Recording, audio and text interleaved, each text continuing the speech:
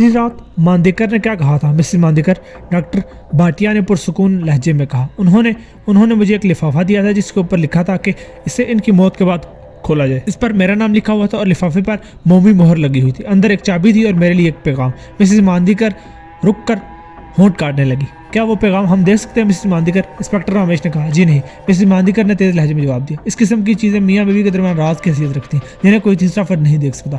बहुत खूब। क्या हमें आप इस बीमा कंपनी का नाम बताएंगे जिसमें आपका और मांदेकर का बीमा था? मिसेस मांदेकर ने इस बीमा कंपनी का नाम बता दिया जिसे इंस्पेक्टर रमेश ने अपनी याददाश्त में महफूज कर लिया। 15 मिनट बाद वो कंपनी के हेड ऑफिस में मौजूद थे। इस्तकबालिया कमरे में से होते हुए वो मेज़ों के दरमियान से गुजरकर एक कैबिन के पास रुक गए जिसके दरवाजे पर कंपनी के वाइस प्रेसिडेंट का नाम और ओहदा लिखा हुआ था। इंस्पेक्टर रमेश ने वाइस प्रेसिडेंट के सामने अपना मसला पेश किया जिसे सुनकर इसने इंटरकॉम पर अपनी सेक्रेटरी को 2 फाइलें लाने का हुक्म दिया। चंद मिनट बाद ही एक नौजवान लड़की दाखिल हुई और दोनों फाइल्स मेज़ पर रखकर लौट गई। बीमा कंपनी का वाइस प्रेसिडेंट फाइलों के वर्क उल्टते हुए जल्द इनका मुताला कर रहा था। मिसेस मांदेकर की जिंदगी का बीमा 1.5 करोड़ का है, वाइस प्रेसिडेंट ने रमेश को मुखातिब करते हुए। इस पॉलिसी में गैर तभी मौत की शिक भी मौजूद है। 2 हफ्ते कबल 1 साल का प्रीमियम जमा कराया गया है। मिस्टर मांदेकर की जिंदगी का बीमा भी 1.5 करोड़ का था, लेकिन इसमें गैर तभी मौत की दफ़ा मौजूद नहीं थी। 4 रोज़ पहले मिस्टर मांदेकर ने अपनी बीमा पॉलिसी मनसूख करा दी जिस पर कंपनी प्रीमियम और बोनस की कुल रकम 42,36,745 रुपये अदा कर दिए गए थे। ये अदायगी चेक के जरिए की गई थी। ये चेक मिस्टर मांदेकर ने दूसरे रोज़ नेशनल बैंक मुंबई में जमा कराया था और हमारे बैंक ने इस चेक की फौरी अदायगी कर दी थी। कोई और सवाल मोहतरम? सिर्फ 2 और। ये बताइए मिसेस मांदेकर की पॉलिसी का वारिस कौन है? वाइस प्रेसिडेंट ने एक बार फिर एक फाइल खोल कर देखी। ये कोई खातून है, इनका नाम मिसेस ओशा पाटिकर है। ये कौन है? गालिबन मांदेकर की बेटी। इंस्पेक्टर रमेश ने साथ बैठे डॉक्टर भाटिया से पूछा। उन्होंने इस बात में अपने सर को जुम्बश देते हुए कहा, हाँ, इसके शोहर का नाम राज पाटिकर ही है। बहुत अच्छा लड़का है, एक हाई स्कूल में लेक्चरर है। और मिसेस मांदेकर की पॉलिसी का वारिस कौन है जनाब? रमेश ने बीमा कंपनी के वाइस प्रेसिडेंट से सवाल किया। जवाब में वो चंद सानी दूसरी फाइल देखने के बाद बोला, इनकी बीवी मिसेस मांदेकर इनकी वारिस थी, लेकिन इससे पहले मिसेस ओशा पाटिकर इनकी वारिस थी। उन्होंने अपनी बीवी को अपना वारिस बाद में मुकर्रर किया था। बीमा कंपनी की इमारत से निकलकर डॉक्टर भाटिया ने इंस्पेक्टर रमेश से कहा, मेरा ख्याल है इंस्पेक्टर रमेश तुम मुंबई नेशनल बैंक का रुख करो। आप ठीक समझे जनाब। अगर आप बोरियत महसूस कर रहे हो तो मैं बहुत पहले आपको घर छोड़ देता हूँ। हम पुलिस वालों का काम बहुत बोर होता है। नहीं इंस्पेक्टर, मैं अपना सबक अधूरा छोड़ने का कायल नहीं हूँ। आप जिस तेज़ी से पुलिस की तफ्तीश का सबक सीख रहे हैं, अगर इतनी तेज़ी से मैं रियाजी सीखने का अहल होता तो कभी का डिप्टी कमिश्नर बन गया होता। जब वो नेशन बैंक पहुंचे तो दिन के 11 बज रहे थे। चंद मिनट बाद वो बैंक के असिस्टेंट अकाउंटेंट के सामने बैठे हुए थे। इंस्पेक्टर रमेश ने अपनी आमद का मकसद बताया। असिस्टेंट अकाउंटेंट ने अपने नायब से एक लंबा चौड़ा रजिस्टर लेजर मंगवाया। चंद मिनट बाद इसके औराक उलता रहा, फिर एक जगह रुककर रजिस्टर में तकरीबन चढ़ते हुए इंदराज पढ़ने लगा। अगरचे तमाम बैंकिंग सिस्टम ऑनलाइन था, मगर कुछ खाते लेजर्स या हार्ड कॉपी के तौर पर भी रिकॉर्ड में मौजूद थे। डॉक्टर मांदेकर ने 4 रोज़ कबल यहाँ इस रकम का चेक कराया था जिसका आपने अभी जिक्र किया, असिस्टेंट ने कहा। दूसरे रोज़ उन्होंने सारी रकम एक चेक के जरिए निकलवा ली और इसके साथ ही उन्होंने अपना अकाउंट भी बंद कर दिया। चेक जमा कराने के पहले इनके अकाउंट में 4,383 रुपये और 25 पैसे थे। गोया मिस्टर मांदेकर अपना अकाउंट बंद करवाकर और सारी रकम जेब में डालकर यहाँ चले गए थे। ठहरिए, अब मुझे याद है, उन्होंने 1.5 लाख की रकम बड़े नोटों में ली और इनमें से एक बड़े लिफाफे में डालकर बंद किया और 3 लाख का उन्होंने ओपन चेक बनवाया था। इस किस्म का चेक कोई भी किसी शाह से जब जी चाहे कैश करवा सकता है। ये बात मुझे इसलिए याद है कि मैंने अकाउंट बंद ना करने के लिए इन्हें बहुत कायल करने की कोशिश की थी और फिर ये मामला खुद ही मुझे निपटाना पड़ा। 3 लाख का ओपन चेक। इंस्पेक्टर रमेश ने पुरसोच अंदाज में दोहराया, लेकिन इस चेक पर किसी का नाम तो जरूर लिखा गया होगा। जी हाँ, वो चेक एक साहब अर्जन गुआरसी के नाम से था। जी हाँ, यही नाम था, अर्जन गुआरसी। वो कह रहे थे कि उन्होंने अर्जन गुआरसी से किसी किस्म का कारोबारी मुआहदा किया जिसकी वो पेशगी अदायगी इस चेक के जरिए करना चाहते हैं। पेशगी अदायगी? जी हाँ, ये बात मुझे इसलिए याद आई कि उन्होंने इसरार करके चेक पर कई रोज़ बाद की तारीख डलवाई थी, जिसका मतलब ये होता है कि मिस्टर अर्जुन गुआरसी को वो चेक इस तारीख से पहले कैश नहीं करवाना था। ठहरिए, मैं आपको वो तारीख भी बता देता हूँ। कहते हुए असिस्टेंट अकाउंटेंट ने दोबारा रजिस्टर देखा। इस चेक पर 20 तारीख डाली गई थी, यानी आज 20 यानी आज की तारीख। हाँ जी, चेक को आज या आज के बाद किसी दिन भी बैंक की किसी भी शाख से कैश कराया जा सकता है। क्या आप ये मालूम कर सकते हैं कि वो चेक आज कैश करवाया गया या अब तक किसी शाख में अदायगी के लिए पेश नहीं किया गया?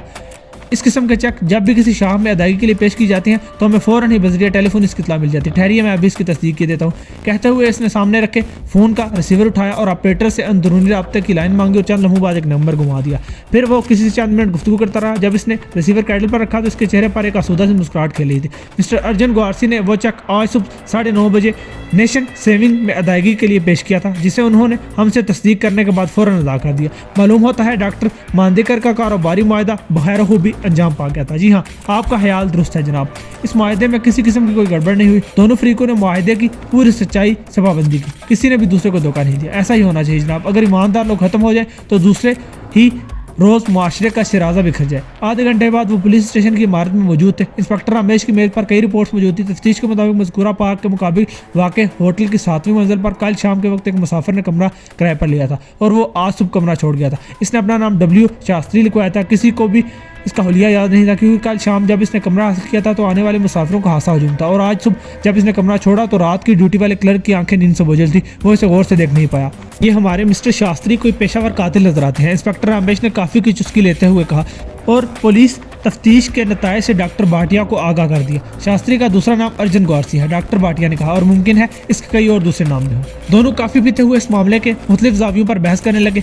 मुझे समझ में ये नहीं आता कि डॉक्टर मांदेकर जैसे शरीफ और प्रोफेशनल किस्म के आदमी ने इस काम के लिए किस तरह एक पेशावर आदमी को तलाश किया और इसे अपनी ही सुपारी दे डाली। इंस्पेक्टर रमेश ने कहा, यह सवाल मेरे जहन में भी आया। डॉक्टर भाटिया ने कहा, इसका जवाब यह है कि कुछ अरसे से वो मुख्तलिफ क्लबों और बिलखसूस जुआखानों में जाया करता था। इसे जुआ खेलने की आदत नहीं थी। वह सादा मिजाज का आदमी था, हर वक्त अपनी रियाजी दानी में गुम रहने वाला, मगर वो जुआखानों की मशीनों में ये तलाशता फिर रहा कि आखिर इसमें नंबर्स किस तरतीब से और कैसे आते हैं। ये बिल्कुल ऐसा ही है जैसे मारूफ अफसाना निगार सादत हसैन मंटू ने किसी तवाइफ पर अफसाना लिखना था तो इसके कोठों का रुख किया और तवाइफों से राहो रस्म बढ़ाए, महज इसलिए कि अपने अफसानों को हकीकत का रंग दे सकें। भर क्या वहीं क्लब या जुए खाने में मांदेकर की मुलाकात किसी ऐसे आदमी से हुई होगी। मालूम होता है ये डॉक्टर मांदेकर बहुत ही ज़हीन और मेहनती आदमी था। मैं तो खुद इस चेक पर गौर कर रहा हूँ जो मांदेकर ने अपने कातिल को देने के लिए बनवाया था। डॉक्टर भाटिया ने कहा, कोई खास बात? रमेश ने मुस्तफसिराना निगाहों से भाटिया की तरफ देखा। जहाँ तक मैं समझ सका हूँ, भाटिया बोला कि इस पूरे मामले की कुंजी रकम की अदायगी है। इसमें दो फरीक थे, कातिल और मकतूल। दोनों को यह अंदेशा था कि दूसरा इसे धोखा न दे। जाहिर है कातिल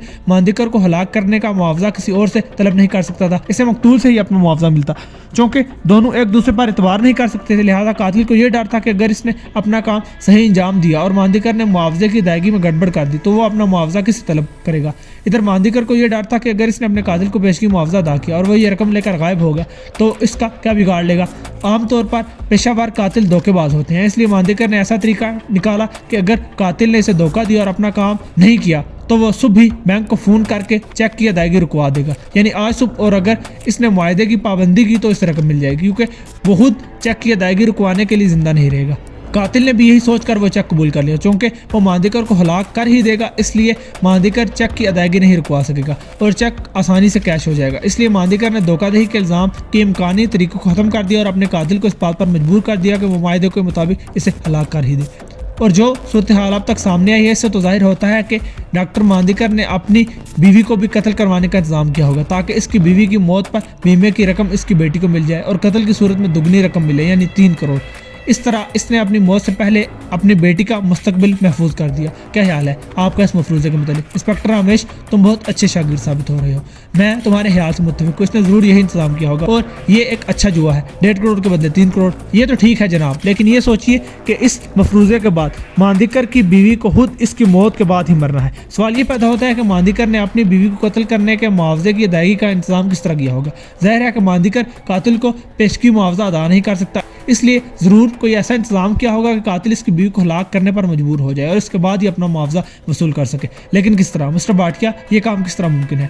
तुम वो 1.5 लाख रुपए बोल रहे हो जो मांदेकर ने एक बड़े लिफाफे में बंद किए थे। हाँ, आप ठीक कह रहे हैं। मांदेकर अपनी बीवी के कत्ल का मुआवजा 1.5 लाख तय किया होगा और मिसेस मांदेकर वो औरत नहीं है जो धमकी में आकर कातिल को वो लिफाफा दे दे। अब कातिल को लिफाफा हासिल करने के लिए मिसेस मांदेकर को कत्ल ही करना पड़ेगा और वो यही करेगा, यही इसका पेशा है। क्यों? इंस्पेक्टर रमेश के ख्याल से चौंक कर अपनी नशीस से उठ खड़ा हुआ।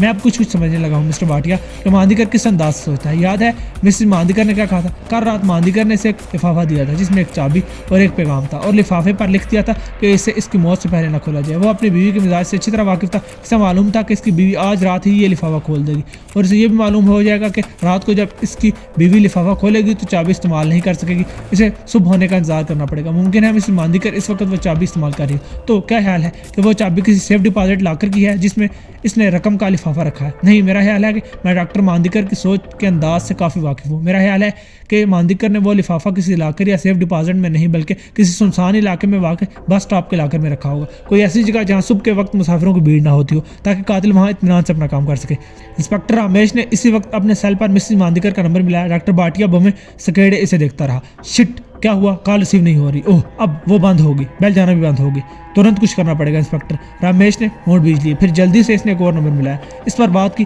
फिर दूसरा नंबर मिलाकर इसने दूसरे मुखबर से बात करने के दौरान ही इसके मुंह से मुतासिफाना अंदाज में है भगवान निकल गया और मायूसी के आलम में इसने राब्ता मुनक़ता कर दिया। क्या हुआ? अफसोस, भाटिया कातिल ने अपना काम कर डाला। इस बार इसने दूर मार राइफल की जगह चाकू का इस्तेमाल किया है।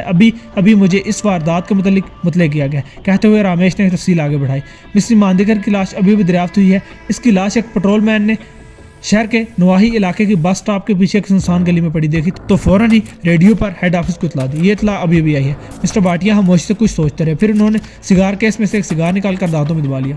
बस अब मैं आखिरी सवाल पूछना चाहता हूँ इंस्पेक्टर, इसके साथ ही मेरा सबक भी मुकम्मल हो जाएगा। सवाल ये है, क्या जुर्म नफा बख्श होता है? हाँ, कभी कभी, इंस्पेक्टर रामेश ने जवाब दिया। फिर पूछा क्यों? इसने बगौर डॉक्टर भाटिया को देखा। इसके चेहरे पर पुरस्कार भरे तासुरात नुमायां थे। मैं इस वक्त खुद को मांदीकर की जगह रखकर इस मामले पर गौर कर रहा हूँ। इसने भी इस पर गौर जरूर किया होगा कि बीमा कंपनी 3 करोड़ रुपए अदा करने में जरूर गड़बड़ करेगी और कानूनी बुनियादों पर इस पॉलिसी को मनसूख करने की कोशिश करेगी। जाहिर है मांदीकर ने इसका कोई ना कोई बंदोबस्त किया होगा। यह तो साफ जाहिर है मौजूदा हालात में मिसेस मांदीकर की पॉलिसी खुद बहुत ही मनसूख हो जाएगी। इंस्पेक्टर रामेश ने कहा, लेकिन बीमा कंपनी को यह अदालत में सब कुछ साबित करना पड़ेगा और ये सब कुछ साबित करने के लिए कातिल का पकड़ा जाना और इसका एतराफ़ जुर्म जरूरी है। जाहिर है कातिल को पकड़े बगैर बीमा कंपनी ये सब कुछ साबित नहीं कर सकेगी। इंस्पेक्टर, तुम्हारे ख्याल में कातिल को पकड़े जाने के इम्कानात कितने हैं? सरकारी तौर पर 7%, गैर सरकारी तौर पर मेरा ख्याल है कातिल का पकड़ा जाना एक मौजज़ा ही होगा। डॉक्टर भाटिया मुतमईन अंदाज में सर हिलाने लगे और अपना सिगार जलाकर एक गहरा कश लिया और बोले, तुम्हें मालूम है इंस्पेक्टर, इस वक्त मैं बड़ी संजीदगी से ये सोच रहा हूँ कि अब मैं रियाजी की तालीम हासिल करना शुरू कर दूँ। बहुत कारआमद और मुफीद मजमून है। क्या ख्याल है तुम्हारा? मैं आपसे इत्तेफाक करता हूँ जनाब, मैं खुद भी संजीदगी से इसी बात पर गौर कर रहा हूँ। इंस्पेक्टर रामेश ने मानी हेज अंदाज में मुस्कुराते हुए कहा।